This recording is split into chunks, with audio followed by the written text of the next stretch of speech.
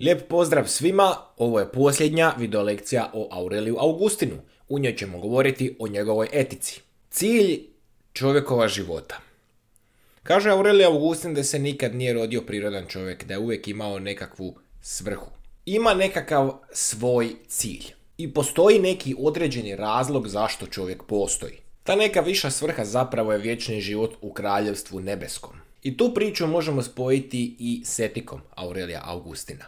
Ona je eudaimonistička. Ako ste gledali video lekcije iz antičke grčke filozofije, možda se prisjećate da eudaimonija znači blaženstvo. Dakle, cilj ljudskog ponašanja jesu sreća i blaženstvo. Sreću naravno možemo pronaći u Bogu. Njegova se etika naziva još i etikom ljubavi. Kažemo, sreća je u Bogu. Ako želimo pronaći sreću, pronađimo je u Bogu. Kako ćemo to učiniti? Štovanjem zapovjedi ljubavi.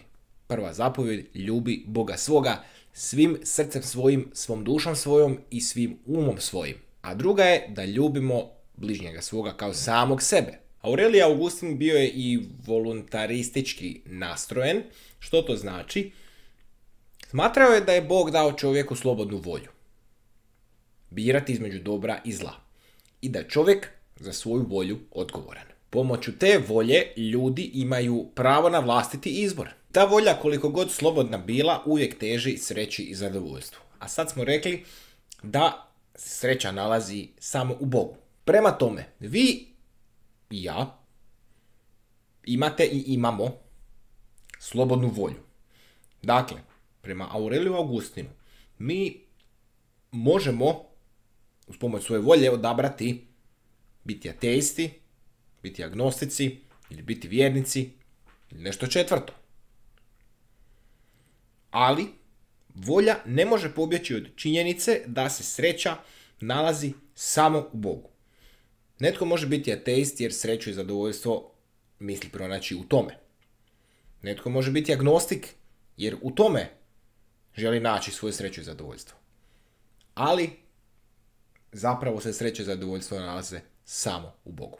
U neku ruku Aurelij Augustin želi reći budite što želite, ali najispravnije je biti kršćanin. I to ne radi Aurelija Augustina, njega to ne zanima previše, nego radi tih ljudi, da pronađu svoju sreću. Moralno je zlo odvraćati svoju volju od Boga. I Aurelij Augustin je toliko do toga držao da je ljude svrstavao u dvije skupine.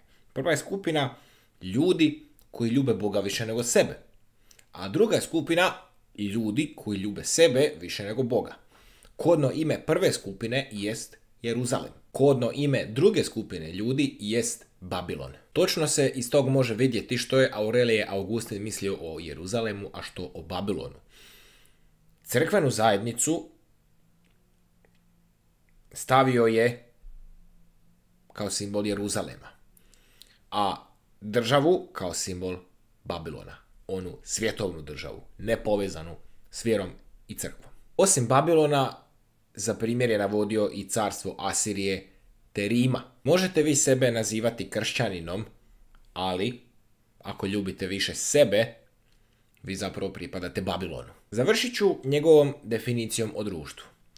Društvo je skup racionalnih stvorenja, udruženih zajedničkim dogovorom o stvarima u kojima uživaju.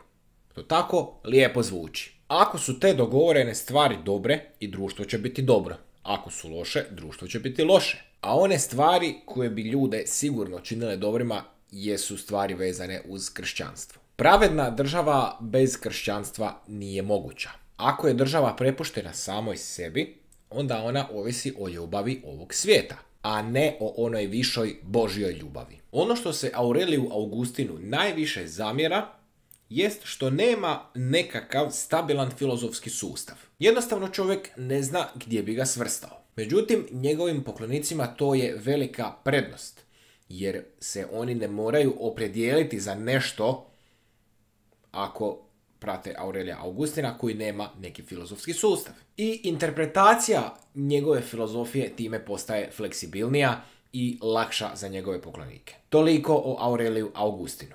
Koristio sam se udžbenikom Borisa Kalina Povijest filozofije, priručnikom za pripremu ispita iz državne mature iz filozofije Dunje Marušić-Brezetić, udžbenikom Tomislava Reškovca Filozofija, te filozofskom hrestomatijom Istorija filozofije Frederika Coplestona.